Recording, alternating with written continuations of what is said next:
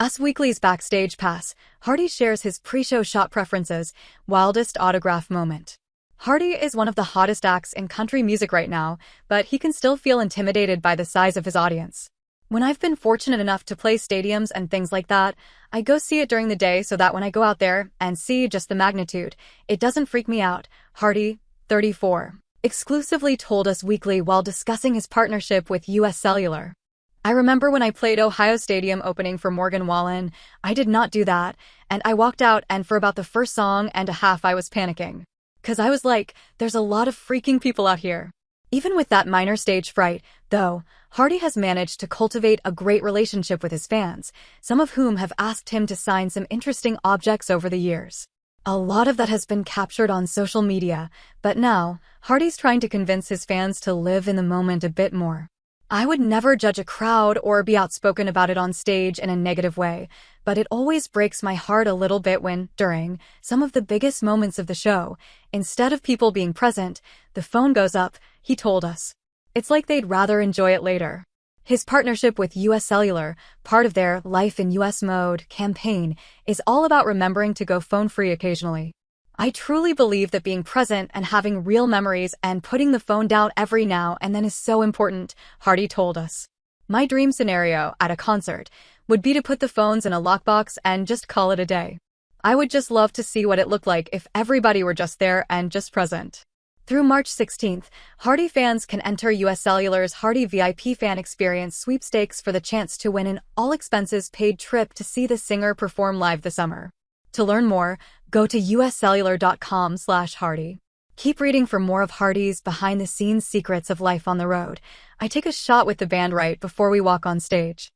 I go in and out of whiskey and tequila. When it's cold, I drink a lot of bourbon, and when it's in the summer, I try to stick to tequila. We always have guests. We feel like we're hosting people a lot, which is a great thing. But one thing that I have found to be very important is I have a party room, and then I have a green room for me and my band, so that about 30 minutes before showtime, I'll leave the party room and we'll all go into the band room and just hang out together. Sometimes you don't get to see each other during the day. So we just catch up and really kind of reestablish that bond before we go get on stage. Boots, it never gets old. It's fun. Every single time I'm gonna go with Boots.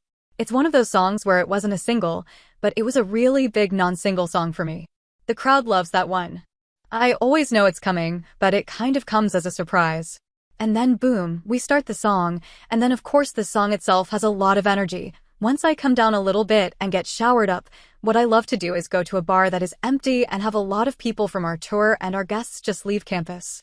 We've been on site all day, but I like to go somewhere else and just hang out and celebrate and really just get to relax and see all the people that worked hard all day and the people that came to hang out and see the show. Just anything like that.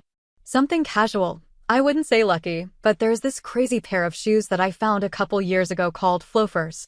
I've worn them almost every single show now for, like, a year.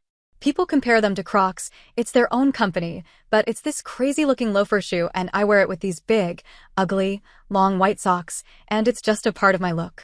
That's what I've been doing for a while. I have a song called Jack, and it's just a lot of words, and it's a lot of singing.